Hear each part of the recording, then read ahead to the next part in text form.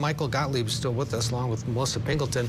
Melissa, after hearing the defense on redirect, your thoughts? They brought up the Ortiz trial, which we covered here on Court TV. What do you think? I think that this witness helped the prosecution. The other trial, he confessed to it, and they brought up the point that I think the defense was trying to say, well, you're aware that he killed 4 people, right? So that's worse than 2. I feel like that's where that was going. But I think the totality of all of what this witness testified to does nothing but help the prosecution. He even said himself, their job and the job they do and the stress does not excuse this kind of behavior. And the whole machismo thing that he focused on direct, you know, prosecution was able to flip that around on him and say, oh no, well actually machismo is also protecting your family, not slaughtering them.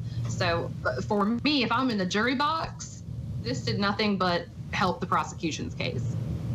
Michael, your thoughts?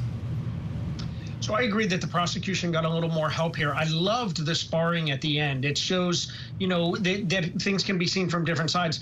But I think something that the defense missed was there was a nuance in the answer that the doctor gave, that Dr. Campbell gave. He was asked if his opinion excuses or explains and the conduct in this case, and he said it doesn't excuse it, but he didn't answer about the explaining. And that's really what this testimony was about, was whether or not there's an explanation. And maybe they didn't go that far because he's not a psychologist, but that's hopefully, as a defense attorney, hopefully that's what you would expect the defense to try to do with their next witness, is explain why somebody who has lived the culture and the life of a law enforcement officer on the border, somebody who doesn't fit in, who's excluded from both communities, why he might act in this way, and maybe an explanation is coming. And I think the defense, whether they could or couldn't get it out of this witness, I'm not sure. As an anthropologist, he might have been able to answer and give an explanation. As a non-psychologist, he can't. So hopefully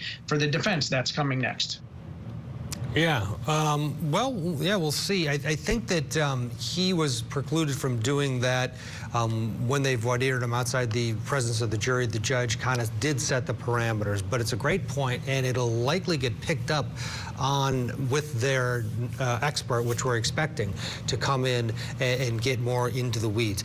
We want to thank both Michael and Melissa for their valuable time. We're going to get a break in here.